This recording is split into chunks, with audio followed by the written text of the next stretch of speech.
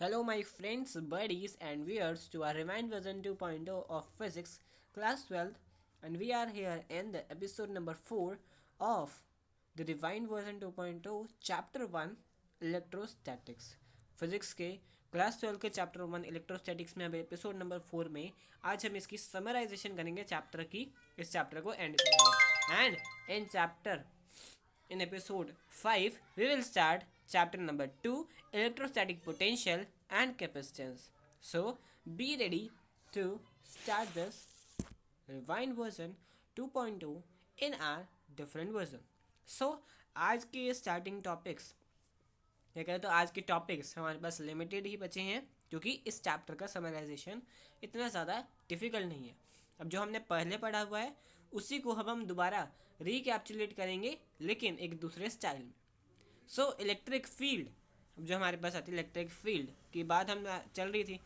Gauss law तक हम आ गए थे कि इलेक्ट्रिक फ्लक्स जो होती है electric flux is equal to charge divided by permittivity और फ्लक्स जो होती है वो होती है E into D S. E into D S. So अब फ्लक्स तक गॉस थ्योरम तक हम आ चुके थे. अब electric field due to an infinite long charge wire पहले हमने करा था लीनियर चार्ज की वजह से लीनियर चार्ज और यहाँ पर भी करीब करीब वो सेम ही है बिकॉज अब यहाँ पर जो इलेक्ट्रिक फील्ड हमें निकालनी है वो सिंपल एंड इजी वे में निकालनी है क्योंकि सब हमें पता चल चुका है कि इलेक्ट्रिक फ्लक्स का रेशो क्या है, इलेक्ट्रिक फ्लक्स का फॉर्मूला क्या है, इज इक्वल टू में क्या है और जो हमें इलेक्ट्रिक फील्ड और एरिया चाहिए वो कौन सी रेशो में है. So let us start. Electric field to infinite long charge wire of linear charge density lambda. Lambda को हम इससे डिनोट करते हैं जो ये ग्रीन आपको साइन दिखेगा ग्रीन पेन से तो लिखा है दैट लैम्डा. तो लैम्डा इस फॉर्मूले में लैम्डा रहेगा अपॉन में 2 पाई एप्सिलॉन नॉट डी. अब डी यहाँ पर जो वायर का रेडियस है वो काम करेगा उसको हमने डी से डिनोट किया है. बुक में देखेंगे तो आर मिलेगा. तो डी एंड आर किसी भी रेशो से आप किसी भी साइन से आप अगर डिनोट करते हैं तो वो सेम रहना चाहिए डी वेदर इज डी और whether it's R. So there it is. अब जो हमारे पास electric field due to infinite long charge wire आई है that is E is equal to lambda upon 2 pi epsilon not into D. ये formula है. अभी डेरिवेशन हम इसके बाद करेंगे. So now electric field due to a thin infinite long charge sheet. अब एक चार्ज शीट है जिसके ऊपर चार्ज एक्यूमुलेटेड है, एक शीट है. अब उसके बीच का हम एक लिमिटेड एरिया ले लेते हैं. लिमिटेड एरिया की जो सरफेस चार्ज डेंसिटी है दैट इज सिग्मा. सिग्मा ये रेड साइन से डिनोट किया हुआ है कि इसको हम सिग्मा कहेंगे that is surface charge density. एक सरफेस पर जो कि एक एक्स डायरेक्शन में है, एक एक्स एंड वाई डायरेक्शन में मतलब 2D फिगर है, उसके एक छोटे से सरफेस पर यूनिट एरिया में कितने चार्ज एक्यूमुलेटेड है. So that is the linear charge surface charge density. अब जो सरफेस चार्ज डेंसिटी है वो है चार्ज अपॉन एरिया. तो सरफेस चार्ज डेंसिटी यानी कि सिग्मा इनटू एरिया करेंगे तो हमारे पास charge enclosed in that area आ जाएगा. सो ये याद रखने वाली बात है. So let us do the two simple derivations of electric field due to infinite long charge wire and due to infinite long charge sheet. अब ये सिंपल फिगर है हमारे पास. ये एक वायर है जिसको हमने एक्सपैंड कर दिया है, मतलब बड़े साइज में दिखाने की कोशिश की है. वैसे वायर की लेंथ बहुत कम होती है. अब जो हमारे पास 3 केसेस बनेंगे वायर के केस में that is electric field perpendicular to the wire. Perpendicular मतलब इक्वेटोरियल पोजीशन पर जहाँ पर इलेक्ट्रिक फील्ड लग रही है, मतलब जो कर्व है इस वायर का कर्व के अलॉन्ग जो हम इलेक्ट्रिक फील्ड निकाल रहे हैं वो कर्व है. इलेक्ट्रिक फील्ड का वेक्टर भी उधर ही है एंड एरिया वेक्टर भी उधर को ही है. सो एरिया वेक्टर और इलेक्ट्रिक फील्ड के बीच में जो एंगल बनेगा दैट इज 0 डिग्री. क्योंकि अब फाई नेट अगर हम निकालें इलेक्ट्रिक फ्लक्स का तो that is integration of E vector dot D A vector. अगर आप वेक्टर साइन को हटाते हैं तो कॉस आता है. कॉस बताता है कि इन दोनों के बीच का एंगल कितना है. यहाँ पर एंगल आएगा 0. सेकेंड केस में हम लेंगे एंगल अब जो है इसके परपेंडिकुलर तो हमने ले लिया, इक्वेटोरियल पोजीशन पर ले लिया। अब along the axis and below the axis, मतलब एक्सिस ऊपर जाती हुई और एक्सिस नीचे जाती हुई, वहाँ पर जो डायरेक्शन लेंगे हम, वहाँ पर इलेक्ट्रिक फील्ड और एरिया के बीच का एंगल बनेगा 90 degree. So let us add this both of three to get the E net of electric field due to infinite long charge wire. अब अगर हम तीनों को ऐड करते हैं तो हमारे पास नेट इलेक्ट्रिक फील्ड आएगी। तो इलेक्ट्रिक फील्ड जो एरिया वेक्टर और इलेक्ट्रिक फील्ड के बीच में है ई डॉट डी ए, एक बार 0 डिग्री, एक बार अबव द एक्सिस, एक बार बिलो द एक्सिस, तो दोनों बार 90 degree, and is equal to Q inside, अब जो चार्ज इनसाइड है उस वायर के, अपॉन में परमिटिविटी। अब ई डॉट डी ए अगर हम ले, सो ई डॉट डी ए में 3 आ रहे हैं, E D A cos 0 degree जो कर्व सरफेस पर है, E dot D A cos 90 जो कि टॉप पर है, और E dot D A that is below या bottom of the charge wire. तो तीनों का ऐड कर देंगे। अब कॉस 90 की वैल्यू 0 होती है, तो ई डी ए कॉस 90 टॉप का और ई D A cos theta 90 cos 90 bottom का, दोनों कैंसिल आउट हो जाएंगे। जो हमारे पास मेन टर्म है E D A cos 0 degree, वो हमारे पास बेनिफिशियरी है और वहीं से ई नेट आएगा। सो ई डॉट डी ए में इंटीग्रेशन करेंगे तो ई तो हमारे पास कांस्टेंट है, इलेक्ट्रिक फील्ड कांस्टेंट है, वो बाहर आ जाएगी, सिर्फ एरिया बदलेगा, वो हमारे पास इंटीग्रेशन के अंदर आएगा। That is equal to Q inside upon permittivity, और डी ए यहाँ पर जो हमने सर्कुलर वायर ली है या जो इन्फिनिट लॉन्ग वायर ली है, उसका छोटा सा एरिया जो है वो सिलेंड्रिकल है। सिलेंडर का area that is 2 pi R H, R को हम डी से सब्स्टिट्यूट करेंगे क्योंकि हमने रेडियस डी ली है। 2 pi D H, 2 pi D H is equal to 2 pi dh is equal to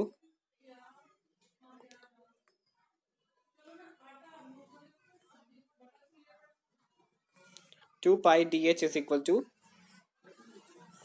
e into 2 pi D H is equal to, जो हमारे पास चार्ज इंक्लूज है, तो चार्ज इंक्लूज की वैल्यू जो हमारे पास लैम्डा है that is surface charge linear charge density, और जो एच है हमारे पास वो हाइट है।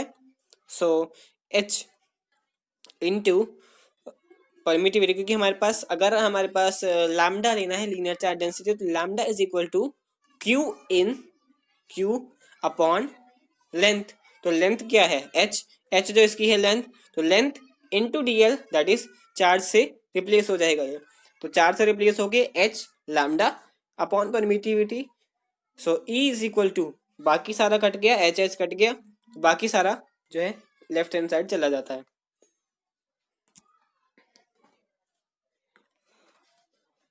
अब जो राइट हैंड साइड जो चला जाता है, ई को हम लेफ्ट हैंड साइड छोड़ देंगे, 2 पाई डी जो है वो नीचे चला जाएगा परमिटिविटी के साथ, ठीक है। सो अब जो हमारे पास आती है परमिटिविटी, अब जो आती है permittivity that lambda upon 4 pi epsilon not D, lambda upon 4 pi epsilon not D. 2 इसलिए लिया है क्योंकि 2 अगर हम लेते हैं तो 2 से ये 2 कैंसिल हो जाएगा, and that will looking like this, lambda upon 2 pi D epsilon not, और इस डी को 1 अपॉन 4 पाई एप्सिलॉन नॉट होता है, but 1 upon 4 pi epsilon not अगर लेते हैं तो वहाँ 2 लैम्डा देना जरूरी है, क्योंकि अगर 4 पाई एप्सिलॉन नॉट हम लेते हैं तो के ऊपर आ जाएगा, सो बनेगा 2 लैम्डा अपॉन 2 के लैम्डा अपॉन डी, जैसे कि नीचे दिख रहा है। बट अगर हम इसको खोलते हैं तो वो बनेगा lambda upon 2 pi epsilon not D, जो कि हमने ऊपर फॉर्मूला पढ़ा है, electric field due to infinite long charge wire. Next हमारे पास आता है electric field due to infinite long charge sheet. अब वायर की जगह शीट आ गई, तो शीट पर हम सरफेस चार्ज डेंसिटी लगा देंगे, surface charge density that sigma into A is equal to Q inside, क्योंकि ये जो फिगर है इस फिगर में हमने ये सिलेंड्रिकल एरिया ही लिया है, सिलेंड्रिकल एरिया में ही हम इलेक्ट्रिक फील्ड चेक कर रहे हैं। अब जो यहाँ इलेक्ट्रिक फील्ड हमारे पास आती है वो इलेक्ट्रिक फील्ड जा रही है right hand side, area vector भी राइट हैंड साइड, तो दोनों के बीच का एंगल 0, क्योंकि यहाँ पर भी फाइनाइट करेंगे तो फाइनाइट में ये 3 पॉसिबल केसेस आएंगे, 90 डिग्री, 0 डिग्री एंड 180 डिग्री। ये 3 केसेस आएंगे, ये 0 लिखा है लेकिन ये 180 है, cos 180, that E D A, क्योंकि cos 90 वाला टर्म नेग्लेक्ट कर देंगे because cos 90 0, so E D A cos 90 is equal to 0। अब जो हमारे पास इंटीग्रेशन है वो है ई डी ए cos 0 और minus E minus D A, क्योंकि नेगेटिव में चल रहे हैं अब, सो cos थीटा। अब जो है ई बाहर आ जाएगा क्योंकि ई कांस्टेंट टर्म है, E integration of D A plus E integration of D A, 2 times E integration of D A, so D A plus D A integration दोनों किया तो डी ए मिलके ए बन जाते हैं।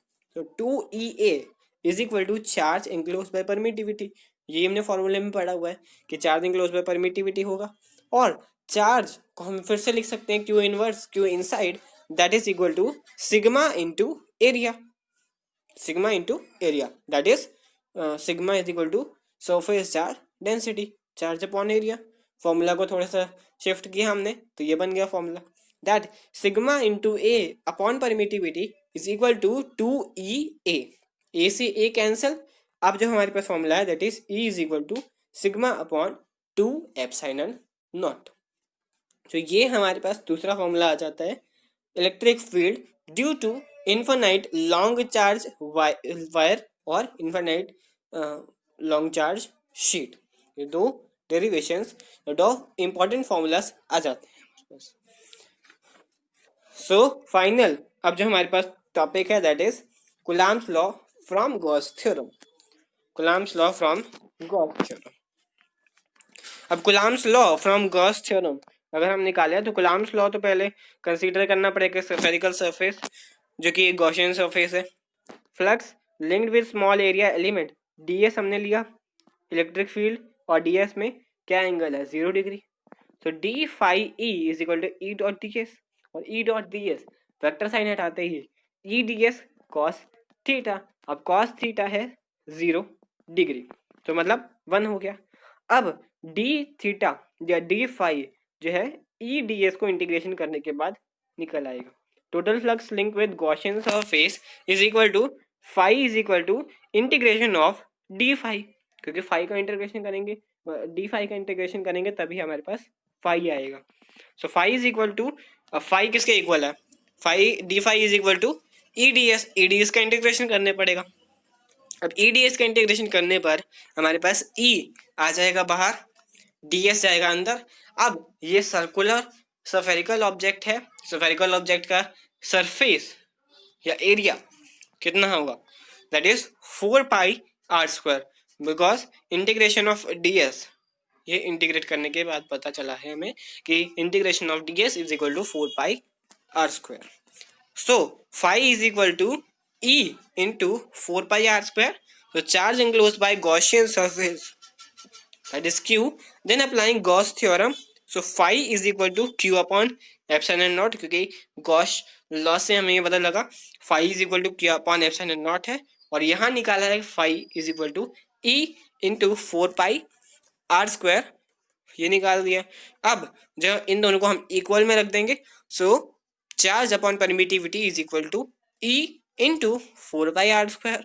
सो इसी से हमारे पास फॉर्मूला बन जाता है that E is equal to 1/4 pi epsilon naught Q upon R square, and that is the formula similar to Coulomb's law का फॉर्मूला, ये गॉस थ्योरम से भी आएगा, गॉस थ्योरम। और यहाँ पर वेरिफिकेशन होती है कि कूलम्ब्स लॉ एकदम सही लॉ है।